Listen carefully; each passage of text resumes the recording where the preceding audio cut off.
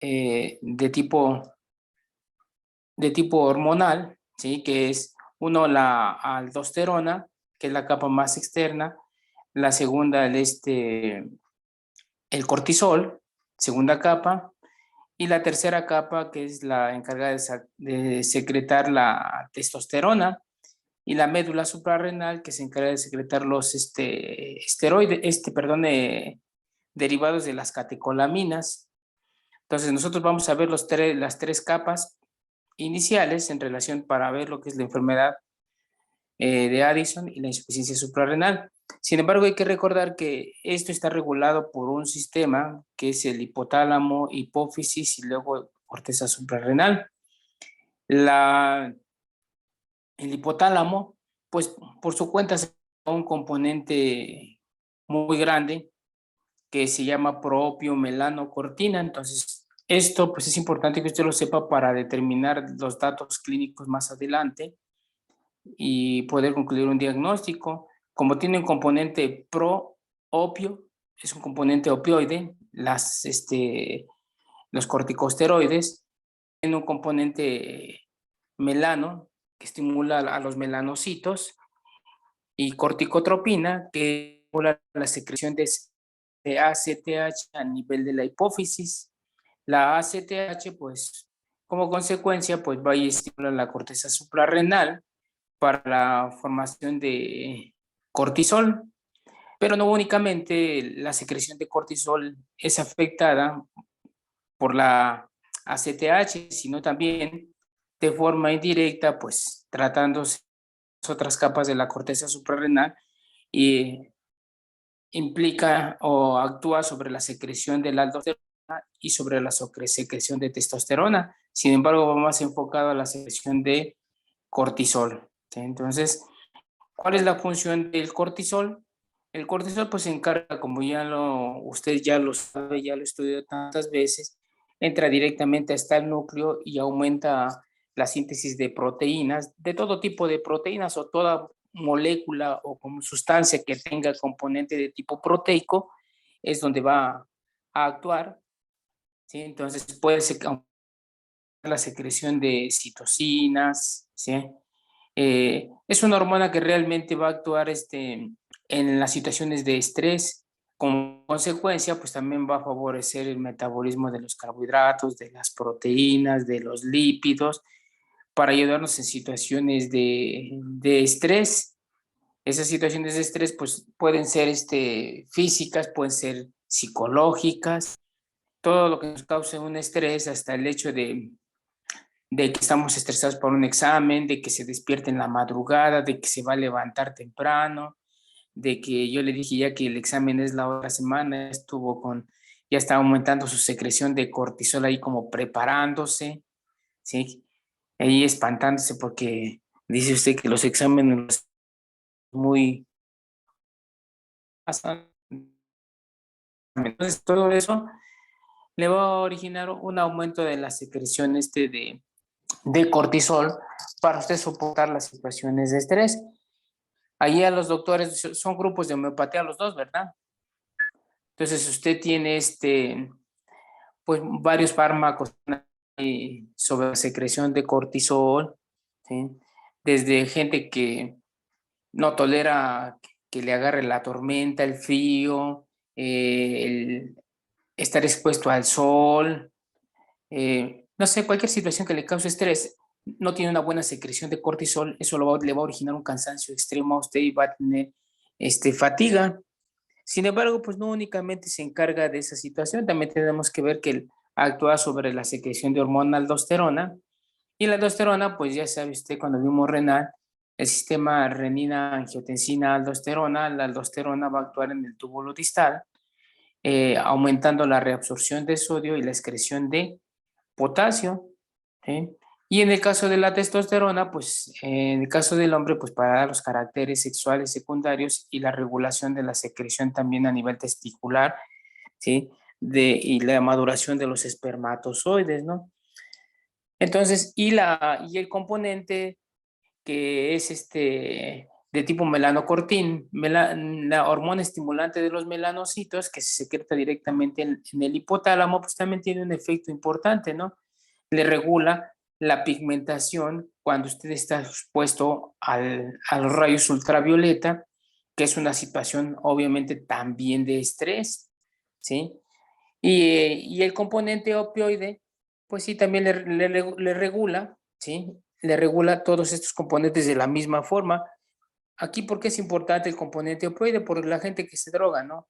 Que utiliza drogas derivadas de los opioides, que puede tener alteraciones de la regulación de propio melanocortina, ACTH y hasta los mismos pacientes con drogadicción de este tipo pueden desencadenar ante el exceso de uso de estas drogas, pueden originarles problemas de insuficiencia suprarrenal en esos pacientes a ese extremo y en ocasiones pues no darnos cuenta, ¿no? Porque pues ni lo tomamos en cuenta cuando los pacientes se drogan. Actuamos sobre la fase aguda de todos los problemas que conlleva inhalar o inyectarse un opioide y no le hacemos mucho caso a la hormona, al cortisol, que puede estar alterado en este tipo de pacientes. Entonces, esas son las funciones que va a hacer desde el eje hipotálamo, hipófisis y corteza suprarrenal. Tiene una retroalimentación de tipo negativo, ¿sí? Hacia el hipotálamo y hacia la hipófisis para mantener unos niveles adecuados. Los puntos de secreción en las 24 horas o ciclo circadiano, pues por lo regular son al amanecer, ¿sí?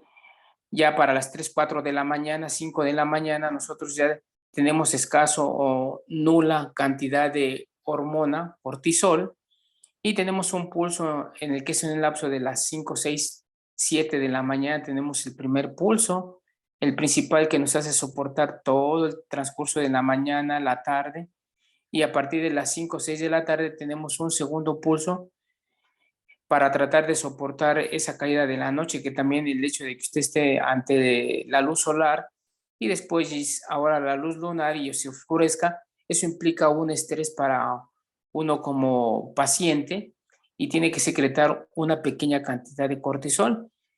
Hay por ahí algunos padecimientos donde mucha gente se enferma, se pone mal emocionalmente, nada más el hecho de que ya va cayendo la noche y le causa como ansiedad, estrés, pues es por esa situación, por los ciclos circadianos del cortisol, ¿sí? Entonces, tenemos dos pulsos, matutino y vespertino, que son importantes que los tomemos en cuenta. Entonces, fue un pequeño resumen en cuanto a la función del cortisol. Ahora, dentro de la etiología que nos puede provocar insuficiencia suprarrenal, puede usted tener dos cosas. No es lo mismo insuficiencia suprarrenal y enfermedad de Addison. Tienen una etiología un poquito diferente, ¿no? Que para fines prácticos, pues los dos hacen insuficiencia suprarrenal y tienen un cuadro clínico muy similar. Simplemente que la etiología es diferente. Para la insuficiencia suprarrenal, por lo regular, yo cuando hice medicina interna, estoy hablando allá por el 96 al 2000, eh, era muy común tener pacientes que tenían tuberculosis, ¿sí? Y pacientes que hacen VIH y hacen SIDA y cursan con infecciones de tipo viral, principalmente el citomegalovirus, pueden provocarle problemas de tipo hemorrágico y destrucción de la corteza suprarrenal. Esa es insuficiencia suprarrenal de origen infeccioso y se le llama, como le comento, insuficiencia suprarrenal.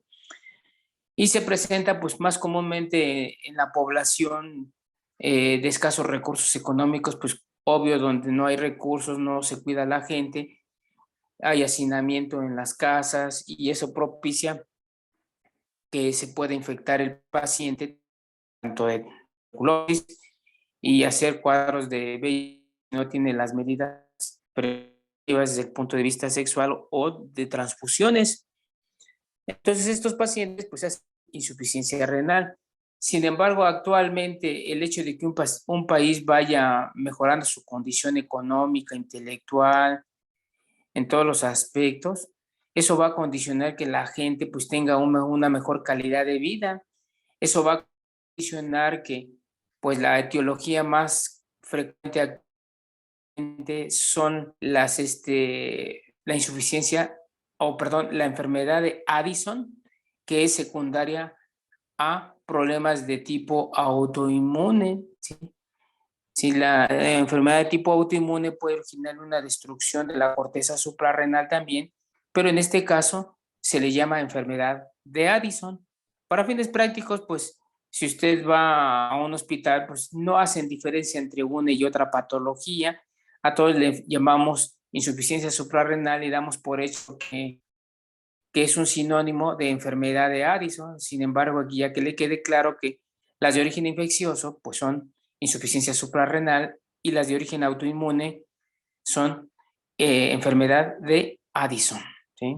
Entonces son las dos patologías más frecuentes que usted puede detectar. Primero la de tipo autoinmune y segundo lugar la de tipo infeccioso. Sin embargo, pues estos pacientes van a presentar un cuadro clínico similar. Si usted acabamos de comentar, ¿para qué nos sirve el cortisol? Pues son para situaciones de estrés. Entonces, pues es aquel paciente que cuando tiene las etapas iniciales, pues es un paciente que se cansa muy fácilmente, que estuvo haciendo ejercicio y necesita irse a descansar porque se siente fatigado, porque llovió, porque a lo mejor no se alimentó de forma adecuada y eso le origina estrés. Después de un examen, esa gente que se siente cansadísima, ¿sí? Puede originar tener alteraciones en cuanto a la secreción de cortisol. Entonces, eso es un dato muy incipiente donde el paciente, pues, usted, pues, únicamente lo da por hecho que a lo mejor no se alimentó bien, que a lo mejor no durmió bien, que a lo mejor se estresó, pero son datos incipientes que pueden tener los pacientes y en ningún momento, pues, pensamos en insuficiencia suprarrenal. Me va avanzando el cuadro de insuficiencia suprarrenal o enfermedad de Addison, usted empieza algunos otros datos clínicos, empieza a perder peso sin causa aparente, ¿sí?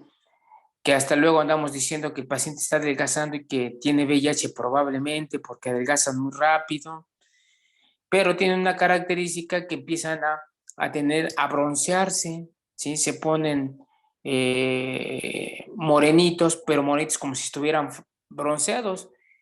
El comentario que voy a hacer no es discriminativo, pero si usted ve a un compañero haitiano, los compañeros haitianos tienen las características de un Addison. Lo único que a ellos les falta, pues no, porque no tienen Addison, obviamente, es que no están delgados, pero se consumen totalmente los pacientes que tienen enfermedad de Addison. Sí, son delgados, pero tienen un bronceado muy similar o quizás igual a la gente haitiana, ¿sí? Ese colorcito, pero en un paciente flaco, desnutrido, es sospechoso de pensar que tiene enfermedad de Addison. Más si los familiares le dicen que nada más se la pasa durmiendo, que salió a caminar tantito y se asoleó y ya se cansó, que no comió adecuadamente, que ya se cansó, hasta para comer se cansan esos pacientes. Y le refieren dentro de otro cuadro clínico, los pacientes tienen cuadros de diarrea de forma repetitiva, ¿sí? La diarrea, ¿a qué se debe? Pues porque tienen una alteración de la secreción de aldosterona y a nivel de intestino, no únicamente en el túbulo distal. La aldosterona pues actúa en la reabsorción a nivel intragástrico o lumen gástrico en la absorción de sodio. Al no tener cortisol, ¿sí? O no tener aldosterona suficiente, pues les origina una diarrea semejante a una diarrea de tipo osmótico, ¿sí? Una diarrea osmótica, ¿sí? Entonces, eso es porque tienen exceso de sodio a nivel intraluminal por falta de hormona aldosterona, ¿sí? Entonces, tienden a presentar diarrea. Otra, en el caso de los hombres, pues tienden a perder el vello de las axilas, la barba, el vello del área genital, también se pierde, pero eso va en relación a la presencia de la deficiencia de testosterona. La pigmentación, pues obviamente, pues si usted lo ve desde el punto de vista fisiopatológico, tiene el componente pro-opio melanocortina, ¿sí?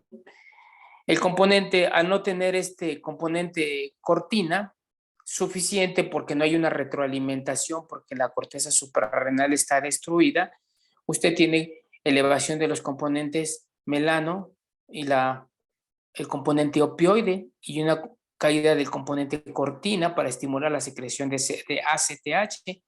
Entonces se le elevan el componente opioide y el componente de hormona estimulante de los melanocitos. Por eso el paciente se empieza a pigmentar, ¿sí? Y principalmente la pigmentación, si usted ve mi palma de mi mano, ¿sí? Si usted le ve la palma de las manos a la gente que es morena, ¿sí? Es morena, todos siempre tenemos las líneas claritas o las tenemos rojitas. Si usted ve los carrillos, sí son un color rosita y a pesar de que la gente morena también tiene su piel de tal característica, los carrillos igual son de este color. Sin embargo, los pliegues se empiezan a pigmentar cuando se trata de una enfermedad por insuficiencia suprarrenal y los carrillos se empiezan a pigmentar por igual. Entonces, son datos muy importantes que usted puede evaluar de entrada. Ve a un paciente que ingresa caminando, cansado, fatigado, usted le pregunta qué le pasa y el paciente le contesta, estoy bien, un poquito cansado, y se sientan y se quedan dormidos. Si están adelgazados, están pigmentados, usted lo explora y tiene pigmentación y tiene pigmentación en la mucosa oral, le dice que ha tenido diarrea y ha tenido pérdida de peso y se le está cayendo el cabello, pues eso le hace sospechar a usted que tiene un problema de secreción de cortisol, de la etiología que usted quiera. El punto es que pues tiene que resolverle la fase aguda al paciente y después solicitar los niveles de hormonas correspondientes a ACTH, ¿sí? De cortisol, para determinar si tiene insuficiencia suprarrenal y sustentarlo. Yo en mi época, cuando terminé medicina interna, pues quizás sea casual, ¿no? A mí me tocó ver mucha gente con insuficiencia suprarrenal, que ya hasta usted, no es porque sea tan ducho, ¿no? Pero casi siempre ve a los pacientes cómo van entrando delgados, pigmentados, y le describen el cuadro clínico. Entonces usted concluye que tiene insuficiencia renal y se atreve hasta darles el tratamiento a estos pacientes. Hay algunos pacientes que es tan grande la deficiencia de cortisol, ¿sí? Y la deficiencia de ACTH, ¿sí? En el caso de la insuficiencia suprarrenal de origen terciario, cuando afecta la hipófisis o el hipotálamo, ¿sí?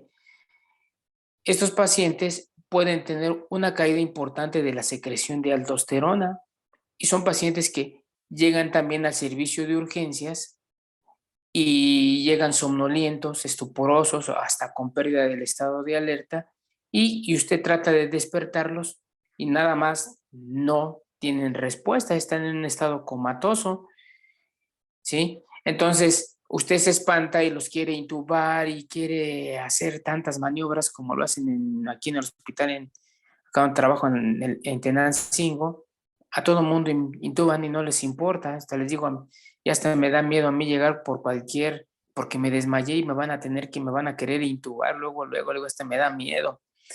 Entonces, esos pacientes, pues es factible que usted inmediatamente le tome muestras de laboratorio, ¿sí? Esos pacientes, pues en automático le están gritando el que llega en estado de coma que tiene hiponatremia severa, secundaria a una insuficiencia renal, perdón, sin insuficiencia suprarrenal, ¿sí? Y tiene un aumento de los niveles de potasio sérico. Entonces, por laboratorio usted detecta hipercalemia y detecta hiponatremia. Entonces, al momento que llega el paciente al servicio de urgencias, pues lo encuentra con hipotensión arterial, con bradicardia, ¿sí? Lo encuentra con una respiración muy superficial, pueden llegar a estar cuadros de acidosis metabólica, ¿sí? Entonces, temperatura no se afecta, la saturación pues, por lo regular está dentro de límites normales. Entonces, ya al tener una hiponatremia y una hipercalemia y ver el cuadro clínico del paciente, pues usted puede hacer hasta dosis de prueba, manejo de prueba para verificar si efectivamente tiene o no tiene insuficiencia, a pesar de que usted lo sospeche, porque pues vamos, sí es cierto, la medicina actualmente está muy a la defensiva de la gente y usted no se puede atrever de veces a tomar decisiones si no tiene un fundamento, un sustento clínico y de laboratorio para iniciar un tratamiento. Sin embargo, pues quizás éramos un poquito intrépidos antes, ¿no? Inmediatamente les poníamos un esteroide y si reaccionaba, sale. Luego concluíamos que era insuficiencia suprarrenal. Entonces, ¿qué le tiene que dar a estos pacientes de tratamiento? Tiene que evaluar los esteroides. Dentro de los esteroides, pues tiene que evaluar un esteroide que tenga un efecto principalmente de tipo mineralocorticoideo y que tenga efecto de tipo cortisol. ¿Sí? Es lo que buscamos, esos dos efectos. Dentro de los esteroides, pues tiene usted metilprednisolona, tiene prednisona, tiene dexametasona, tiene hidrocortisona, que son los más comunes que utilizamos. Sin embargo, de estos esteroides que le estoy comentando, pues el esteroide que tiene mayor efecto de tipo cortisol y de tipo mineralocorticoide es la hidrocortisona, ¿sí? Entonces, la hidrocortisona, usted inmediatamente, la ámpula viene de 100 miligramos, usted pues tiene que administrar 100 miligramos de hidrocortisona cada 8 horas. Y a la vez, pues tiene que hacer la reposición con una solución salina, en este caso 0.9%, y infundir cloruro de sodio a una dosis estándar en los pacientes, que es a 30 a 40 mililitros por kilogramo de peso para 24 horas, que ya habíamos comentado, que es un volumen en promedio de 2 a 3 litros en 24 horas de solución salina. Viene la pregunta para todos y a ver quién dice sí, quién dice no y por qué.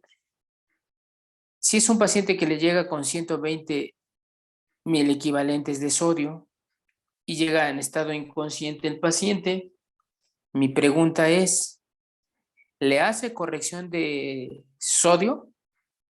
Tiene 120 de sodio y tiene un potasio de 5.5 mil equivalentes. ¿Le hace reposición de sodio? Sí. ¿Por qué? Y no. ¿Por qué? ¿Cuánto de potasio? 5.5 y 120 de sodio. Pues creo que sí, porque estaría en un estado de hiperpotasemia, ¿no, doctor? No, pero del sodio.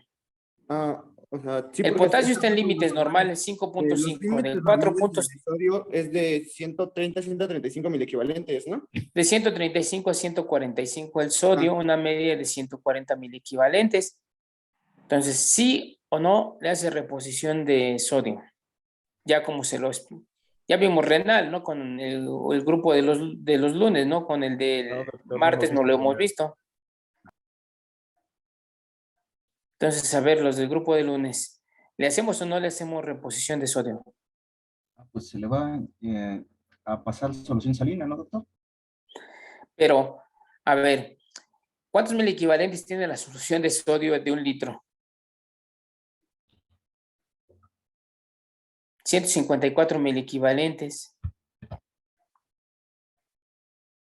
Si usted saca la por fórmula, 154 que le infunden menos 120 que tiene el paciente entre el agua corporal total más 1, que en promedio vamos a dejarle un total ahí de, ¿qué le gusta?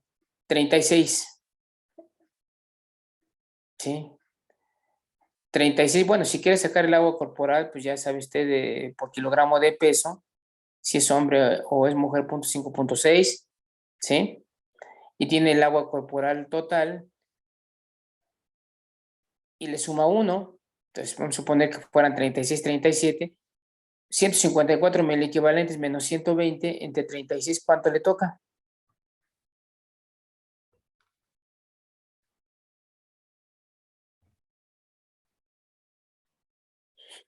Haga la operación, por favor.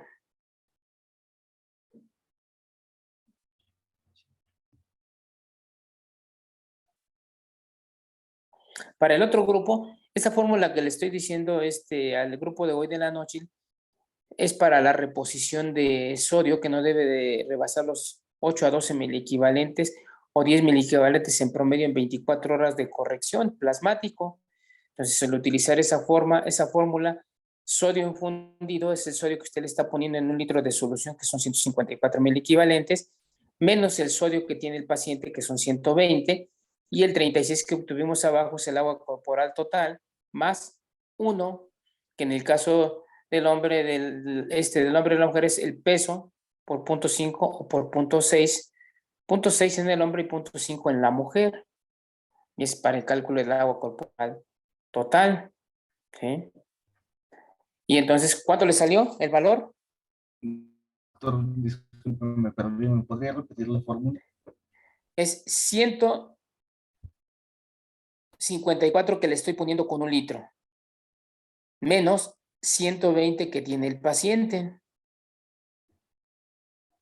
Si es sodio infundido, 154, sodio del paciente, 120, entre el agua corporal total más 1. Ahí le va a arrojar un valor de cuánto es el cambio plasmático que tienen al administrar un litro de solución salina al 0.9%. ¿Cuánto le salió?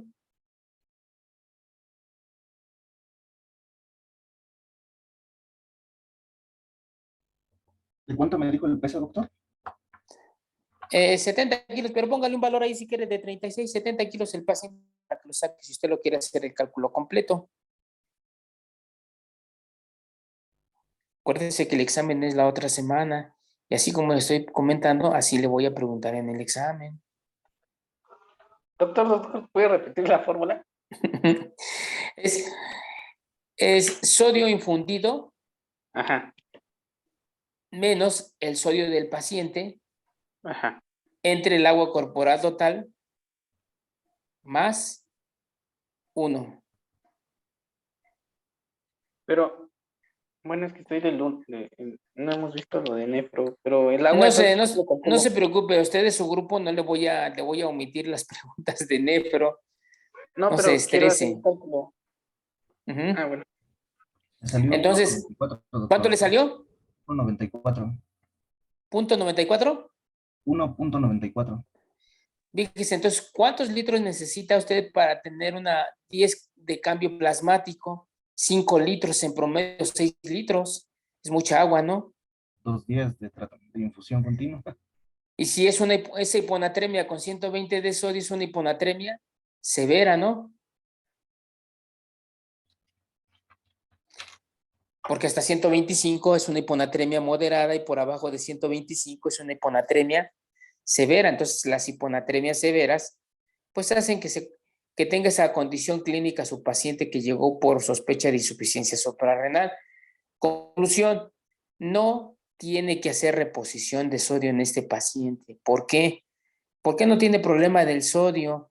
No tiene problema de sodio entre comillas. En el momento que usted ponga la hormona, inmediatamente el cuerpo va a hacer lo que tiene que hacer. Va a hacer las correcciones necesarias inmediatamente, ¿sí? Y no va a tener la complicación que tiene por hacer correcciones súbitas o cambios plasmáticos de más de 10 miliequivalentes en 24 horas y que le dé una mielonilisis pontina, ¿sí? Entonces, en el caso de la insuficiencia o enfermedad de Addison, no tiene que hacer corrección de sodio, sin embargo, sí es válido que usted tenga que iniciar con solución salina al 0.9% los requerimientos basales de 2 a 3 litros en 24 horas. En el momento que usted administra la hidrocortisona 100 miligramos IV intravenoso por cada 8 horas, el paciente, en el lapso de, por ejemplo, llega a las 8 de la mañana, ya para mediodía el paciente está consciente y ya se quiere ir a su casa, ¿sí? Así de efectivos son los esteroides. Entonces tardaría como unas 4 horas en recuperar el estado de conciencia, de despierto y recuperar las fuerzas, sentirse con ganas para caminar y pensar de forma fluida el paciente. Entonces, así de efectivos son los esteroides. Entonces, dése cuenta que cuando un pequeño comercial, cuando usted tiene enfermedades de tipo infeccioso, gripa, que le dé la garganta, que tiene mucha tos, pues dé por hecho que si usted le da esteroide a un paciente, usted cree que no se va a sentir mejor en la primera dosis que le da dexametasona cuando tienen gripa, se va a sentir de lujo el paciente, pero no lo está curando, simplemente está estimulando la secreción de cortisol o aumentando los niveles de cortisol sanguíneo y por eso el paciente pues mejora. Aquí en este caso pues el paciente sí tiene una insuficiencia de tipo suprarrenal o una enfermedad de Addison que requiere que le administre esteroides. Sin embargo, ese paciente pues no se puede ir a su casa, tiene que ingresarlo al área de medicina interna. Sigue usted con hidrocortisona cada 8 horas. El siguiente día, si ya mejoró el paciente, puede dejarle 8 miligramos cada 12 horas y empezar a hacer el traslape para administrar un esteroide por vía oral que cumpla las funciones similares a la hidrocortisona. En este caso, el prototipo o que le llega más por el efecto de tipo mineralocorticoideo y de tipo cortisol es la prednisona. La prednisona, aquí usted no la va a utilizar como en las enfermedades 100% autoinmunes como en el lupus eritematoso, artritis reumatoide, que la utiliza a 1 gramo por kilogramo de peso.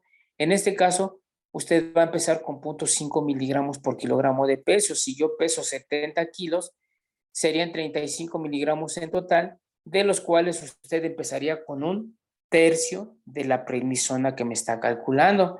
Entonces, si yo peso 35, pues estaría factible que me diera, porque las pastillas de prednisona vienen de 5 miligramos y vienen de 50 miligramos la tableta. Entonces podría usted empezarme de entrada con 3 tabletitas de 5, 15 miligramos de prednisona y a partir de esos 15 miligramos de prednisona, usted evaluarme 24 horas.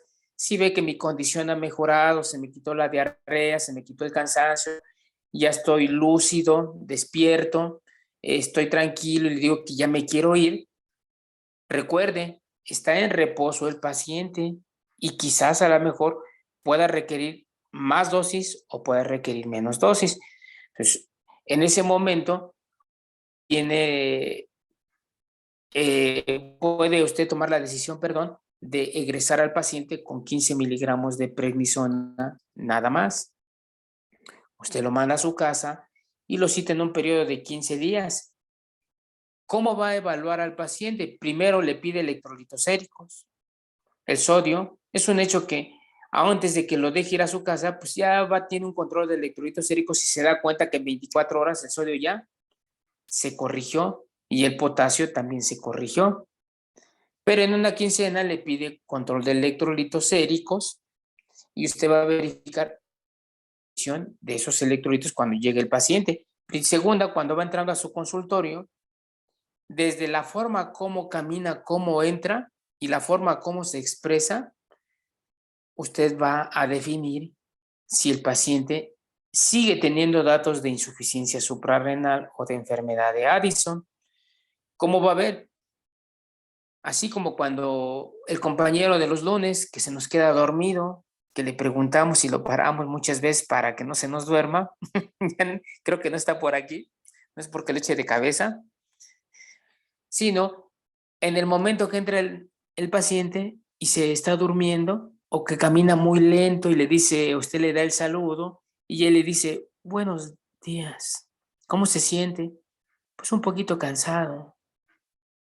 ¿Y cómo ha dormido? Pues como que no puedo dormir y en las mañanas como que me canso, amanezco con energía, pero en el transcurso del día ya me siento cansado y me quiero ir a descansar. Y de repente pues como que me da un poquito de diarrea, pero nada más es en las mañanas.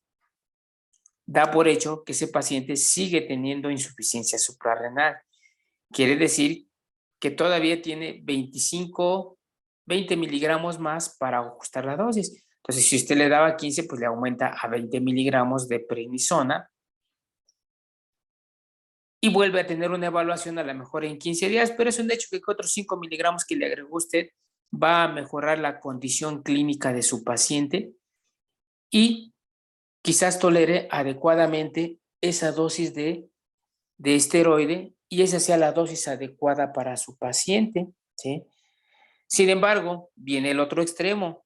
Si su paciente lo mandó 15 días y pesaba 40 kilos, por ejemplo, porque son pacientes extremadamente delgados, ¿eh? Y ya entra al servicio y empieza, hola doctor, ¿cómo está? Bla, bla, bla, bla, y usted lo ve que ya está cachetoncito y que ya empieza a hacer pancita y agarrar masa. Ojo, quizás ese paciente se está pasando de esteroides, entonces, y lo va a llevar a que haga un cuadro de Addison, pues probablemente no requiera los 15, ese paciente a lo mejor requiere solo 10 miligramos, entonces en este caso, pues hay que bajar la dosis de la prednisona, en vez de darle los 15 o aumentarle la dosis, pues hay que ajustarle a la baja, ¿no? Y dejarlo a lo mejor con 10 miligramos de prednisona. De esa forma usted va evaluando la condición del paciente y va tomando la decisión cuánto de prednisona le va a dejar, ¿sí? Entonces, el tratamiento en la fase aguda es la hidrocortisona y el tratamiento en la fase de sostén es la prednisona en tabletas. Hidrocortisona viene en 100 miligramos, prednisona viene en tabletas de 5 y de 50 miligramos. Por efecto de tipo mineralocorticoideo, tiene mayor efecto la hidrocortisona que la prednisona. La prednisona y la hidrocortisona ahí se van a la par con el efecto de tipo cortisol. Entonces, por eso son los dos fármacos de elección para fase aguda y el traslape para que se pueda ir con tratamiento crónico su paciente. No es necesario, vuelvo a reiterar, no es necesario que le haga reposición de sodio a pesar de que usted haya detectado un sodio de 120 equivalentes, ni tampoco es necesario que le dé diurético de asa o utilice maniobras para tratar de disminuir ese potasio. Ese potasio en automático, en el momento que usted administra el esteroide, en automático se va a ir hacia abajo los niveles de potasio y los niveles de sodio van a tener al ascenso, entonces va a tener niveles de sodio y niveles de potasio dentro de límites normales cuando usted haya estabilizado a su paciente que tiene esta patología, insuficiencia suprarrenal y enfermedad de Addison. ¿Vale? ¿Dudas, preguntas de la insuficiencia suprarrenal o la enfermedad de Addison? Yo sí, doctor, tengo una duda. Dígame, doctor. En este caso, pues nos menciona de que después de darle la hidrocortisona, es cuando pues llega al área de urgencias o algo así, ¿no? Y ya Sí, se doctor. recuperó y ya se va. La prednisona, cuando lo calculo para dárselo, nos dijo que iniciáramos con 1/3, pero eso, pues, o sea, independientemente de la dosis que nos salga, ¿es en una sola toma o igual tengo que racionarla? Puede dar en una toma. Hay pacientes que dicen, y eso es individualidad, pues lo sabemos ahí en homeopatía, ¿no? Es individualidad. Y hay pacientes que a usted le da las 3 tabletas y puede ser psicológico si usted quiere. Pero hay pacientes que le da las 3 tabletas de prednisona y le dice que le arde mucho el estómago. Y si le dice que se las da divididas, una cada 8 horas, dice que no le provoca ninguna molestia. Puede ser efecto dependiente de la dosis de carga inicial y el aumento de los niveles circulantes de fármaco, ¿sí? Puede dejarlo una tableta cada 8 horas o puede darle las 3 tabletas juntas en la mañana. Como a usted le plazca, el asunto es que le toquen sus 3 tabletas cada 24 horas, ¿sí? Y usted se las distribuya como usted quiera. Nosotros habitualmente, le digo, le damos la carga total en la mañana. Hay algunos pacientes que pues pueden tener que el cuadro clínico se agudiza por la tarde, pues puede dejarle 10 miligramos en la mañana y puede tratar de hacer lo que hace el ciclo circadiano, la dosis de carga mayor en la mañana y la menor carga en la tarde. Y puede fraccionar la dosis de 15 miligramos, 10 en la mañana, 5 en la tarde, ¿sí? para tratar de tener el efecto semejante al ciclo circadiano de los esteroides. Gracias, ¿Sí? doctor. ¿Alguna otra pregunta, duda, doctores? Sí, bueno, yo tengo una. Estaba mencionando precisamente lo del ciclo circadiano, pero aquí me saltó una duda al respecto de, hay pacientes que idealmente tienen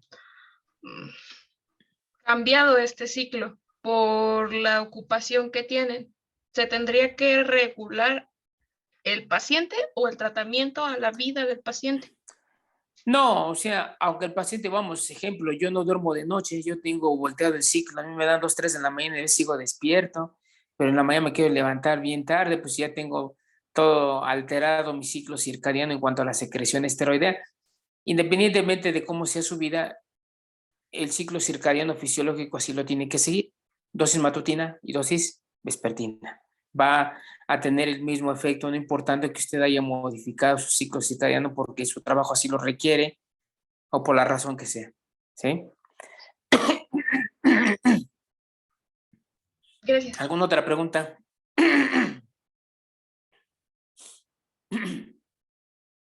¿No, doctores? Bueno, entonces, dentro de esta es una patología muy común. El Cushing, pues es poco frecuente que usted se lo encuentre, ¿no? Entonces, eso no lo vamos a comentar ahorita. La otra glándula que tenemos que ver es la tiroides. Aquí sí tenemos que abarcar hipertiroidismo e hipotiroidismo, ¿sí? La función de la glándula tiroides, pues, la tenemos aquí en el cuello. En la parte posterior tenemos 2 glandulitas, 4 glandulitas que son las paratiroides. La función de la tiroides, ¿cuál es, doctores? ¿Quién me dice? Función de la tiroides, de la glándula de la hormona tiroidea. Usted sabe que se secreta, tiene 2 componentes, la T3 y la T4, ¿sí? Que se forman a partir de monoyodos y diyodos por, por acción del yodo que le llega a la glándula suprarrenal, perdón, a la glándula tiroides, forman monoyodos y diyodos y se unen y forman triyodo y tetrayodo, ¿sí? O T3 o T4. La forma que en mayor cantidad se forma a nivel de la glándula tiroides es T4 y la hormona que tiene acción periférica es la T3, sufriendo una transformación la T4 a nivel de los tejidos, se transforma en T3 sobre sus órganos. Esta está regulada a partir de la TSH que se secreta a nivel de la hipófisis y regulada más arriba por el hipotálamo.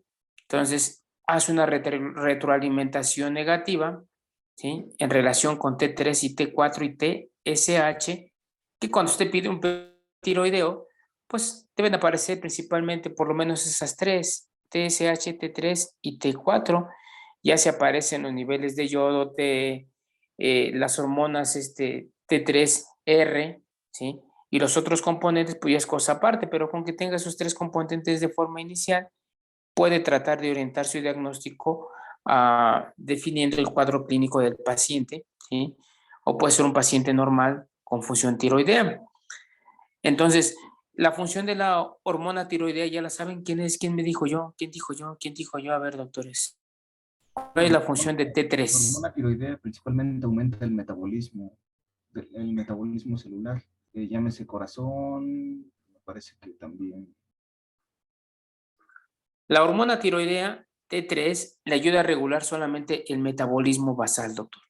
Si a metabolismo basal se refiere a que usted tenga de 60 a 100 latidos por minuto, que tenga una frecuencia respiratoria que le gusta de 12 en promedio, que tenga una temperatura en promedio de 36,6, que duerma adecuadamente, que gane peso, que su corazón no lata con mayor fuerza de lo habitual, que el ciclo menstrual esté adecuado cada mes y que le dure a lo mejor 5 días, dependiendo de la individualidad de cada mujer, que no tenga estreñimiento, que no tenga diarrea, sino que evacúe de forma adecuada, que cuando va a hacer pipí ni tenga muy concentrada ni muy diluida la orina, siempre la tenga de acuerdo a la necesidad de su cuerpo.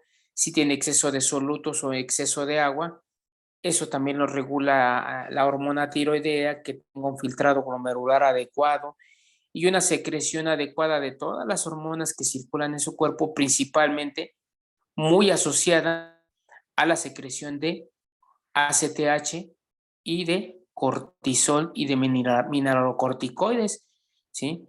Tanto así que pacientes que hacen insuficiencia tiroidea pueden hacer, o aumento de la secreción de hormona tiroidea, pueden hacer trastornos de insuficiencia suprarrenal sus pacientes, porque va muy de la mano el eje de las hormonas tiroideas y el eje del cortisol, ¿sí? Entonces, se encarga únicamente de regularle todas las funciones basales. Si usted de niño tiene un problema en cuanto a la secreción de hormona tiroidea, pues no tiene un desarrollo adecuado de su cerebro, no aprende las cosas de forma adecuada, por eso pues entra dentro del perfil un tamiz que les tienen que hacer a los niños recién nacidos para detectar problemas de tiroides, ya que pues si no usted va a tener problemas en cuanto al desarrollo cerebral y en cuanto a sus funciones cerebrales. Entonces es importante que se haga ese tamiz únicamente para detectar si no tiene hipotiroidismo, que es lo más común que se llega a encontrar en los niños, ¿sí? Entonces, la hormona T3 o tiroidea tiene esa función solo de regularle el metabolismo basal de todas las funciones que usted quiera en su cuerpo, ¿sí? Entonces, si este eje, pues usted tiene elevación de la secreción de hormona tiroidea porque tiene alguna tumoración, algún nódulo, tiene enfermedades autoinmunes como es la enfermedad de Graves-Basedow, ¿sí? Y usted tiene una sobreestimulación de la glándula tiroide, ¿sí? No porque tenga aumento de la TSH, sino porque tiene autoanticuerpos que le estimulan la glándula tiroides y aumenta la secreción de T3, usted va a presentar un cuadro clínico muy característico. Es aquel paciente que llega al servicio o a la consulta externa y ese paciente, por lo regular, usted se da cuenta desde que entra, es un paciente que habla bien verborreico, que de vez ni le entiende ni lo que dice, y les dice: hola doctor, buenas noches, fíjese que hoy vamos a ver la clase de hormona tiroidea, pero tiene que estudiar usted esto y esto y esto, bla, bla, bla, bla, y usted pues no me entendió ni que le dije, ¿no? Aquí a una que otra palabra me entendió. Así habla de rápido el paciente cuando ingresa a su consulta. Otra de las cosas que se va a percatar, pues es que está adelgazado, ¿sí? Adelgazado, pero no con cambios de pigmentación aclarando como en la insuficiencia suprarrenal. Simplemente es delgado el paciente, se está consumiendo, ¿sí? Y tiene cuadros de diarrea también. Ahí ya se está involucrando algo de la insuficiencia suprarrenal en su paciente. Si usted le palpa, lo empieza a explorar, o en el momento que lo saluda, se va a dar cuenta que le sudan las manos, tiene hiperhidrosis. Y en el momento que usted le va acercando la mano, así como yo, pues le tiemblan las manos, tiene un temblor fino, distal, y lo saluda, y en el momento usted se percata y hasta lo siente, y cuando lo saluda a usted, siente cómo vibra el paciente, como si tuviera algo por dentro que le está brincando, ¿sí? Y el paciente le dice que siento como temblor por dentro, ¿sí? Es la pauta a considerar que el paciente tiene hipertiroidismo. El paciente pues ya le refiere que tiene diarrea, le toma sus signos vitales y puede encontrarlo con hipertensión, lo encuentra con taquicardia, lo encuentra con palpitaciones en ocasiones.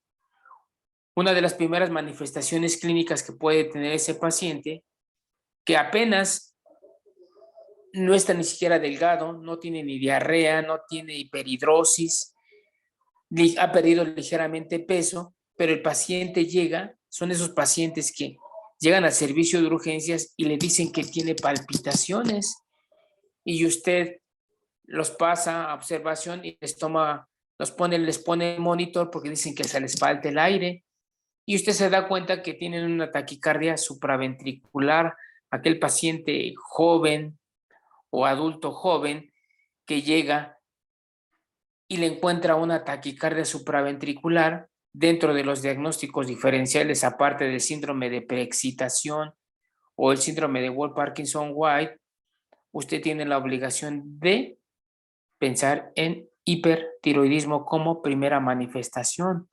Es muy común que los pacientes hagan cuadros de taquicardia supraventricular como primera manifestación de un hipertiroidismo en su paciente.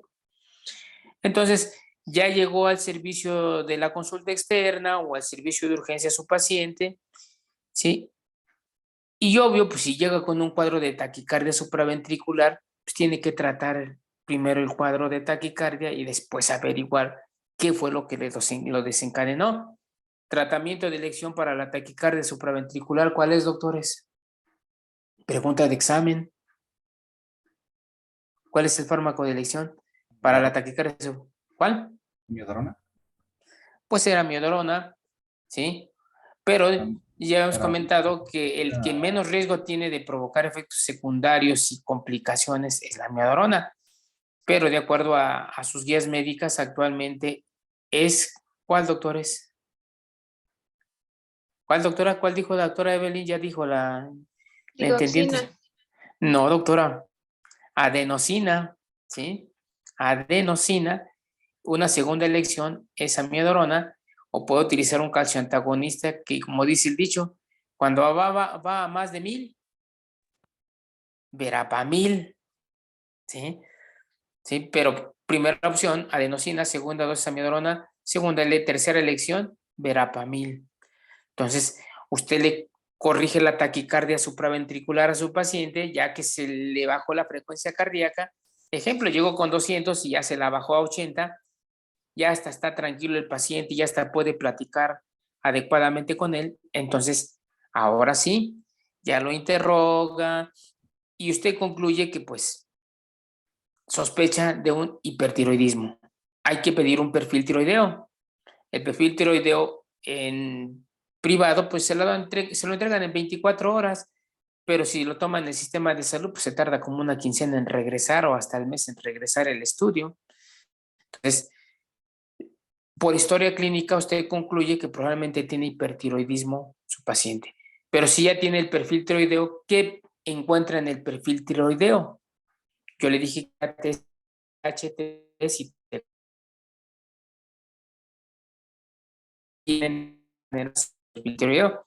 Pero con esas tres puede hacer el diagnóstico. Si usted sospecha de un hipertiroidismo, ¿cómo tendrá la TSH? Por los suelos o indetectable. ¿Cómo tendrá T3 y T4? Pues elevadas, ¿va? Entonces las tiene elevadas y eso le da la pauta a reforzar su diagnóstico de hipertiroidismo. ¿Cuál es el tratamiento de elección para el hipertiroidismo en su paciente? ¿Qué le va a dar de tratamiento? ¿Cuál es el tratamiento de elección para el hipertiroidismo, doctores? ¿No es quirúrgico? No, doctora, tiene que esperar un tiempo pertinente, un año por lo menos. Si usted no le funciona el tratamiento médico, pues puede considerar, probablemente tenga necesidad de hacerle, y para darle un regalito por la cirugía, pues le quita las paratiroides porque no se fijó, que es lo que comúnmente llega a suceder. No soy cirujano, siendo honesto, entonces no sé si sea muy dejarle allí las paratiroides y no entiendo por qué la mayoría de cirujanos se llevan las paratiroides, que son cosas muy aparte, pero en fin de cuentas, pues ya es situación del cirujano. Pero las paratiroides no se quita de primera instancia, tiene que dar el tratamiento. ¿Qué le va a dar de tratamiento? ¿Cuál es el tratamiento, el fármaco de elección? Algo que le bloquee la captura o la captación de yodo en la tiroides y que le evite el ensamble de las mono y de las diyodo para formar T3 y formar T4. ¿Cuál es el fármaco de elección? Se llama tiamazol. Tiamazol o tapazole, también así lo puede encontrar, tiamazol o tapazole, pero el principio activo es el tiamazol. El tiamazol viene en tabletas de 5 miligramos, ¿sí? Y usted por lo regular, si el paciente viene con hipertiroidismo, que es diferente que vaya con una tormenta tiroidea, todo lo que acabamos de decir ahorita es hipertiroidismo nada más.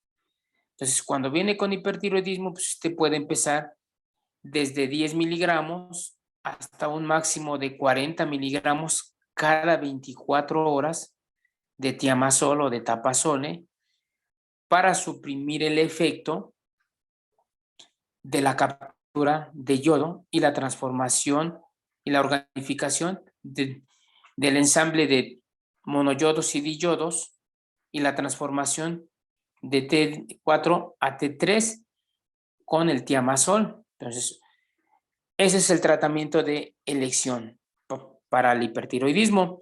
Sin embargo, los pacientes con hipertiroidismo tienen una característica muy peculiar, llegan con un temblor y el que usted les dé el tiamazol no les quita el temblor fino, distal. ¿Quién sabe por qué les da temblor fino a los pacientes con hipertiroidismo? A ver, ¿quién dijo yo, doctores? ¿Quién dijo yo? ¿Quién dijo yo? ¿Quién dijo yo, doctores? ¿Por qué le da temblor fino distal al paciente?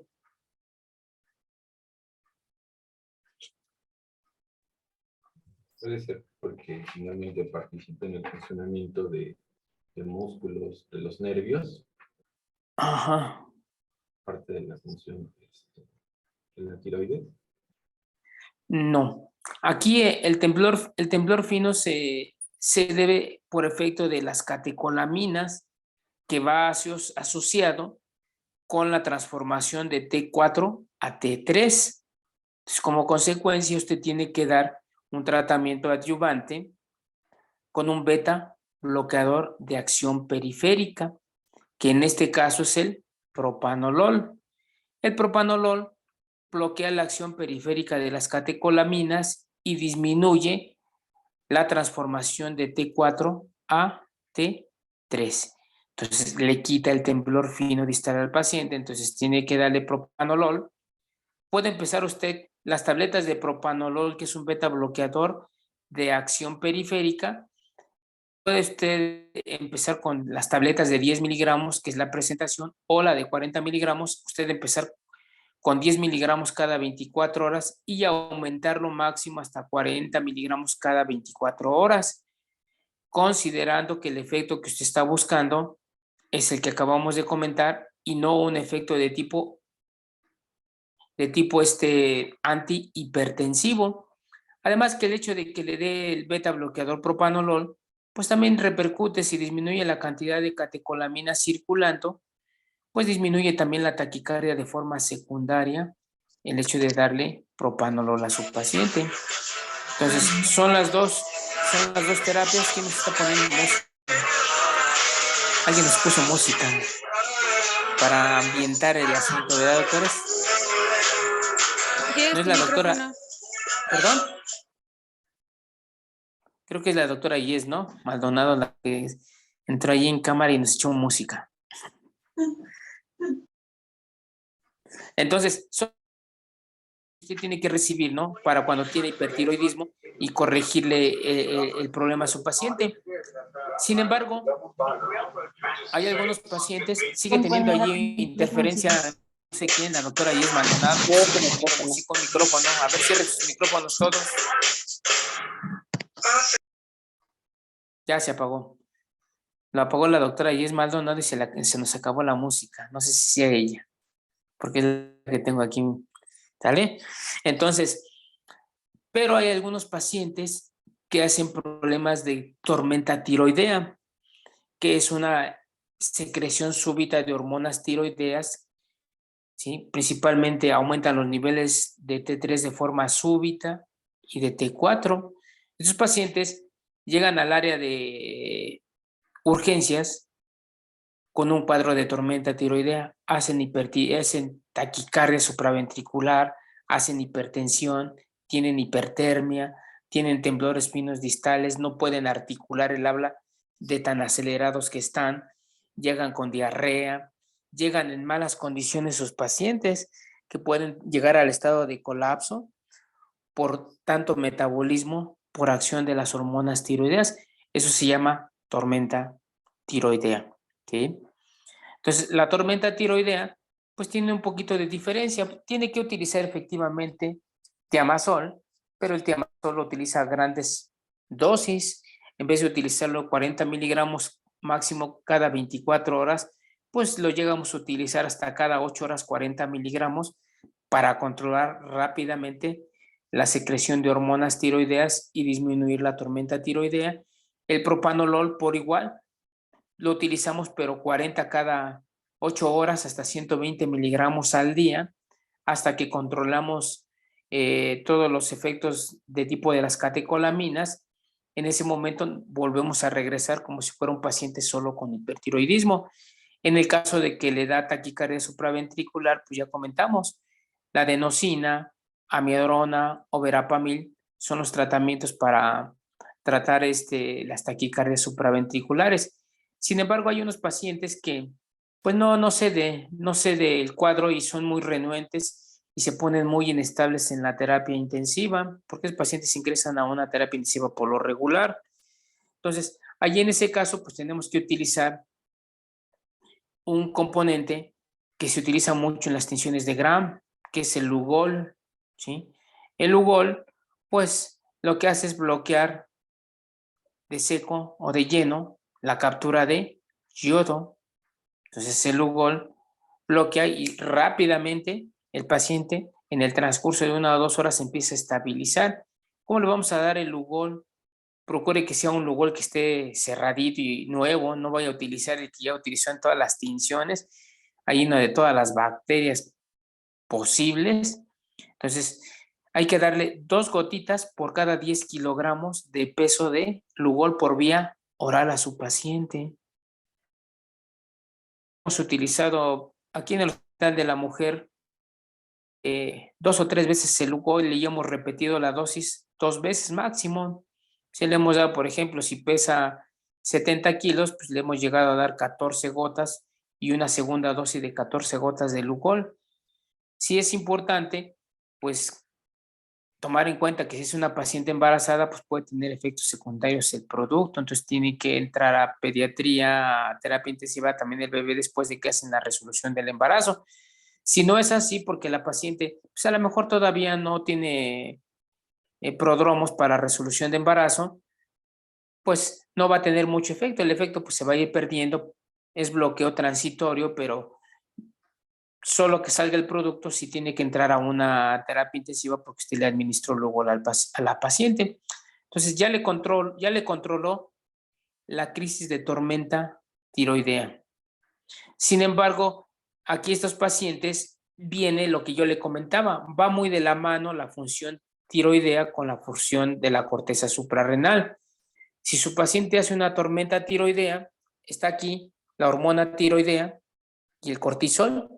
En el momento que hace una tormenta tiroidea, la hormona tiroidea se viene para arriba. ¿Qué pasa con el cortisol? Se queda abajo. Entonces, la paciente con tormenta tiroidea tiene que recibir esteroide. ¿Para qué? Alcance los niveles. O sea, a pesar de que tenga niveles normales de cortisol, pero al aumentar la hormona tiroidea por la tormenta tiroidea que está presentando su paciente, hace un cuadro de insuficiencia suprarrenal que lo condicionó la hormona tiroidea. Pues, en este caso de la tormenta tiroidea, usted está obligado a utilizar nuevamente esteroide en su paciente. El esteroide, ya lo comentamos de elección, es la hidrocortisona. Nuevamente vuelve a utilizar hidrocortisona 100 miligramos cada 8 horas hasta controlar el cuadro de la tormenta tiroidea y meter en estado basal de función tiroidea a su paciente. Y en ese momento, pues usted puede retirar con toda confianza el esteroide, ¿sí? Ya que los niveles de T3 están dentro de límites normales, entonces desaparece el cuadro de hipo o de insuficiencia suprarrenal que condicionó la tormenta tiroidea. ¿Va? Entonces, este paciente pues ya salió de la fase aguda de tormenta tiroidea y el resto de tratamiento es idéntico a un hipertiroidismo que llegó en la consulta externa. Vuelve a dar ajusta su dosis de tiamazol a máximo 40 miligramos cada 24 horas, ajusta el propanolol por igual máximo 40 miligramos cada 24 horas. El esteroide, ¿sí? Si usted utilizó un esteroide más allá de 15 días, que es raro que un paciente con tormenta tiroidea dure tanto tiempo para controlar, usted lo controla en unos 3 días máximo, en unas 24, 48 horas, ya tuvo que haber controlado la tormenta tiroidea. Entonces, en el momento que sale del efecto de la tormenta tiroidea, suspende el esteroide. Solo el esteroide hace dosis de reducción cuando usted supera los 15 días de tratamiento del esteroide que usted quiera, sea inhalado, sea por nariz, sea por vía intravenosa, sea por vía oral. Usted tiene la obligación de hacer dosis de reducción del esteroide que usted está utilizando, ¿sí? Las reducciones son en promedio de 15 a 20%, ¿sí? En un promedio de cada quincena y en algunos casos cada mes, hace usted dosis de reducción del esteroide. Por ejemplo, si yo recibía, vamos a poner el ejemplo extremoso, usted terminó dándome 30 miligramos de prednisona y llevo un mes tomando prednisona 30 miligramos, pues usted me tiene que hacer dosis de reducción de un 20% el siguiente mes, y el siguiente mes otros 20, y el siguiente mes otros 20, hasta que usted pueda quitarme el esteroide. Eso es en caso de que haya sobrepasado los 15 días de administración de esteroide. En este caso de la tormenta tiroidea aclarado, difícilmente yo utilizo esteroides una semana. Entonces, cuando usted me saque de la tormenta tiroidea, el esteroide se suspende de forma brusca y no hay mayor problema, ¿va? En el caso contrario, cuando viene el hipotiroidismo, pues el cuadro clínico puede estar presente un paciente que llega a la consulta externa y es ese paciente que empieza a aumentar de peso, que tiene frío, que tiene sueño, se está edematizando, está cansado, no quiere comer y todo es lento pues en él. ¿Y por qué es lento? Pues porque está asociado con un cuadro que se llama hiponatremia nuevamente. Entonces, dése cuenta cómo se va asociando otra vez con la insuficiencia suprarrenal. Entonces, ¿qué es lo que pasa aquí? Si usted tiene los niveles normales de T3 y cortisol, cuando usted hace un descenso de los niveles de hormona T3, el cortisol se queda aquí, ¿sí? Pero para no desencadenar problemas, el cortisol en automático hace un descenso. Ese descenso trae alteraciones hidroelectrolíticas, principalmente la hiponatremia. Entonces, el paciente cuando llega a la consulta externa, pues usted se da cuenta que le dice que ha subido de peso, que tiene mucho estreñimiento, que tiene frío, que tiene trastornos menstruales, que sus menstruaciones antes eran 28/4, por decirlo así, y que ahora tiene 3 meses y no ha arreglado, y todo es hacia la baja en sus funciones metabólicas. Entonces, ese paciente, pues usted sospecha que tiene hipotiroidismo. Le pide el perfil tiroideo y se da cuenta que efectivamente ahora la hormona que está elevada es la TSH y T3 y T4 están a la baja. TSH se eleva tratando de compensar la secreción de las hormonas tiroidea T3 y T4. Usted tiene ese cuadro clínico y tiene la obligación de iniciar el tratamiento con levotiroxina, ¿sí? Levotiroxina viene en presentación de 25, de 50 y de 100 microgramos.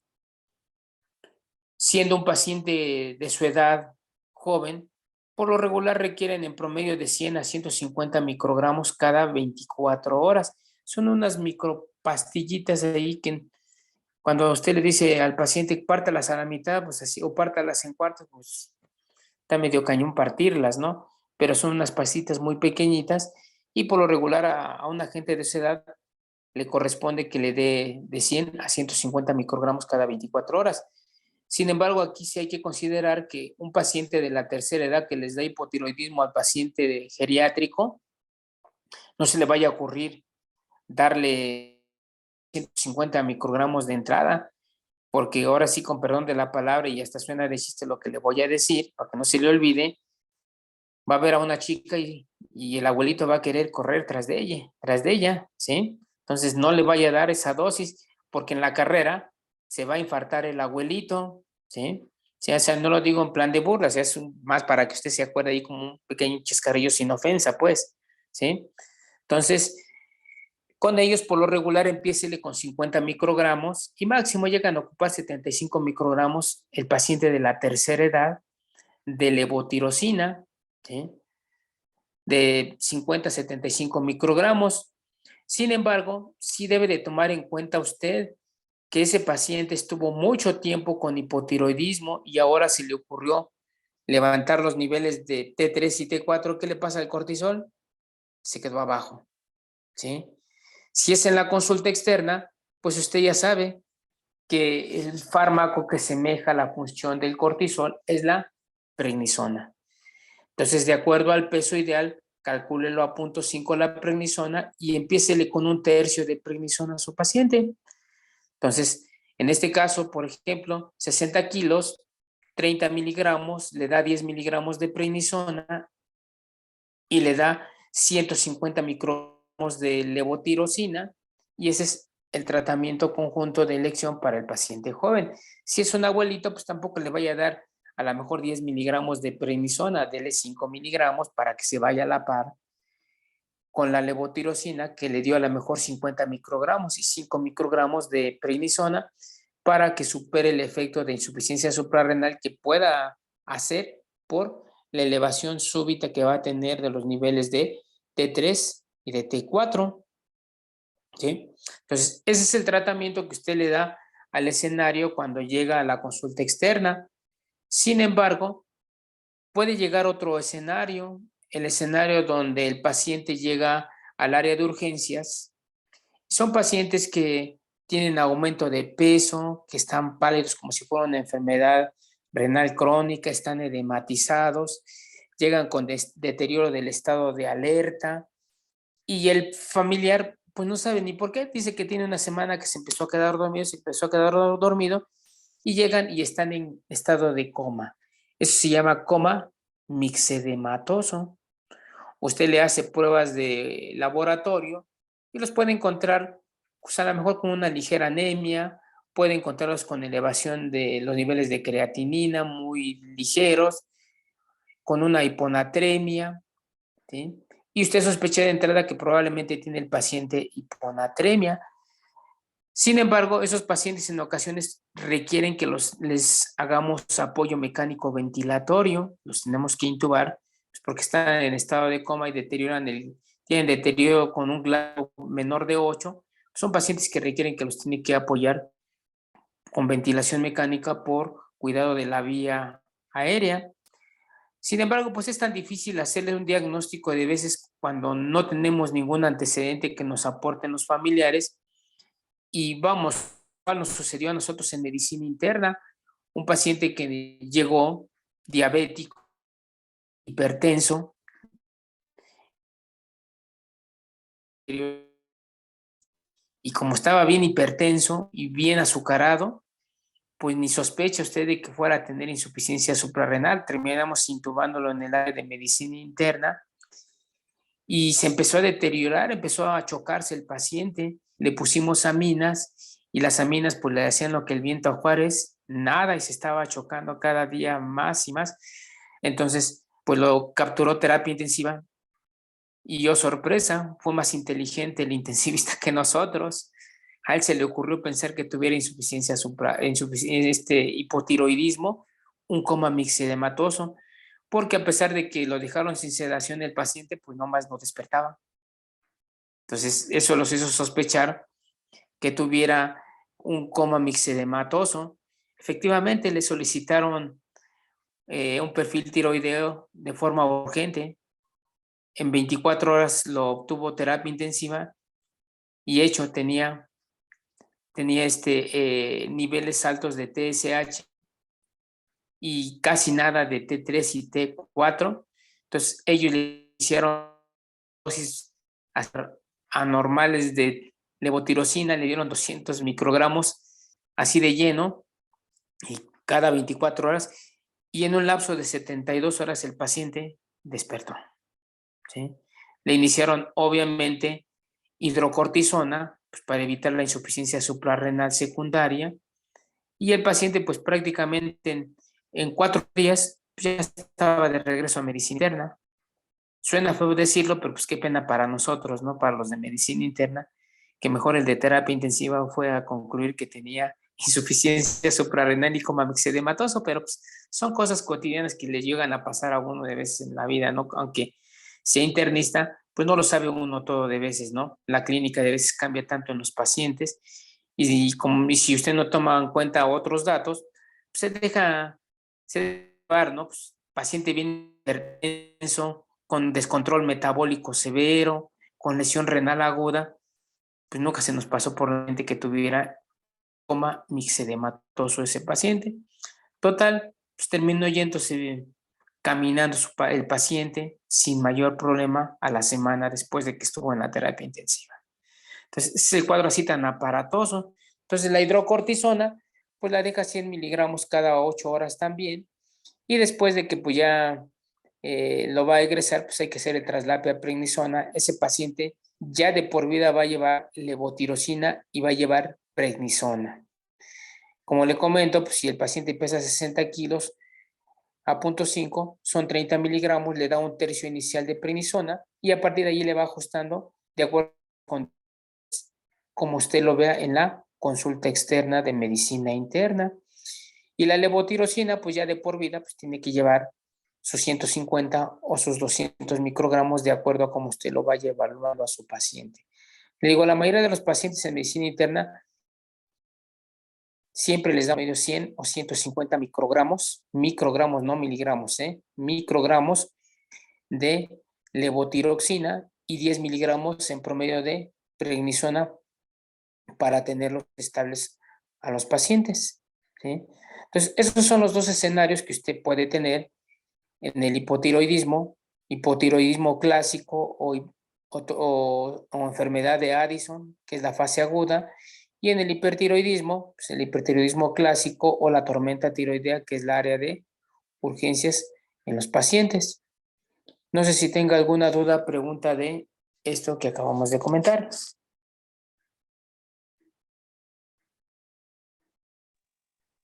Yo sí, doctor, me quedó una duda. Ahorita me pasó en la insuficiencia suprarrenal, una vez que pasamos a la prednisona, ya con el cálculo del tercio, la dosis que le vamos a dar después de ajustarla y que ya pues, responde bien, ¿también es de por vida lo que le va a quedar?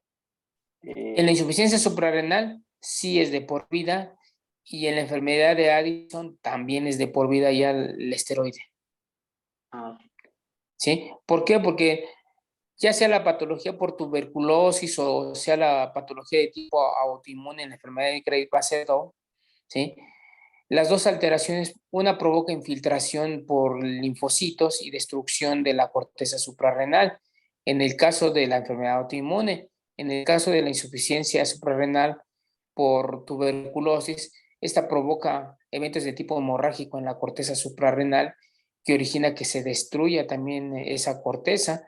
Entonces, al no tener ya corteza suprarrenal, pues tiene que dar tratamiento sustitutivo de forma permanente. En el caso del paciente con el hipotiroidismo, pues tiene que va a dar, la corteza suprarrenal se atrofió, entonces la secreción de cortisol también cae de forma crónica, ¿sí? Porque no hay necesidad de tener más allá de cierto nivel de cortisol en relación con la secreción de de T3 y T4, pero si están por los suelos, pues la corteza suprarrenal se atrofia. Dice, pues ¿para qué quiere cortisol si no tiene T3 ni ni T4? Pero si usted se las pone, oh, sorpresa, la corteza suprarrenal no aumenta los niveles de cortisol, no va a la par. Entonces, como consecuencia, usted tiene que aportar cortisol por vía de prednisona para mejorar las condiciones de su paciente. Entonces, también es la prednisona de forma definitiva por todo el resto de su vida. Si usted le suspende la prednisona, pues ya verá, puede ser un protocolo allí para que usted vea cómo se ponen los pacientes cuando le está dando levotirosina, que tuvo enfermedad de Addison, y la prednisona, puede ser su protocolo y evaluar cómo se ponen los pacientes. Y concluir que efectivamente hacen insuficiencia suprarrenal y que requieren que les administre la prednisona de forma permanente a esos pacientes. ¿Sí? Sí, doctor, gracias. ¿Alguna otra pregunta, doctores? ¿Nada? ¿Sí estuvieron todos los dos grupos? Porque yo ya ni verifiqué, ya me puse a dar clase, ya ni siquiera vi quién sí, quién está, quién no. Pero sí parece que estuvieron todos, ¿verdad? Hasta la Sí, doctora doctor. hasta la doctora que nos puso música también aquí está. No tiene abierta su cámara, pero ahí está. ¿Ah? Bueno, doctores, acá vamos a dejar, ¿no? El examen para los de lunes, pues obviamente viene hasta ahorita, incluye renal e incluye hígado, que fue lo que vimos con ustedes. Sin embargo, con el grupo de hoy de la noche, pues no incluye renal ni incluye hígado, ¿sí? Entonces, para que pues, se pongan a estudiar, ¿sí? Y el examen entonces lo hacemos el otro lunes en la mañana temprano y para el grupo de los martes lo hacemos a la 1 de la tarde, ¿va?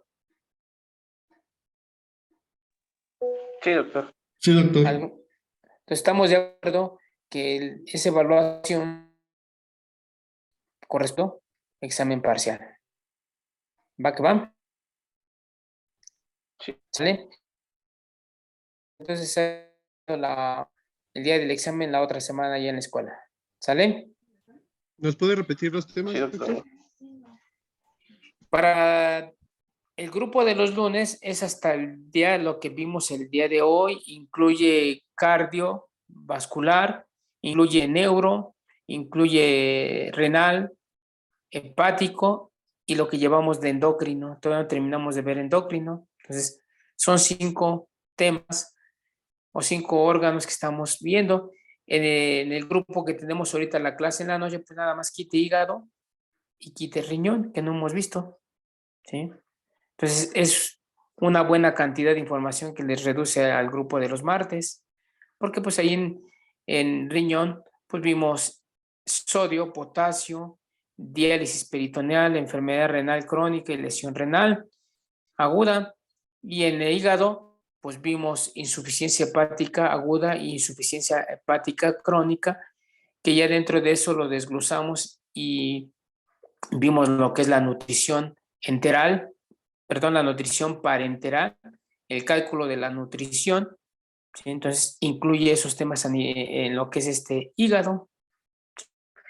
Entonces son como 8 temas que no vienen como 6 temas más o menos que no vienen para el grupo de los martes, pero para el grupo de los lunes sí se incluyen esos temas, ¿sí?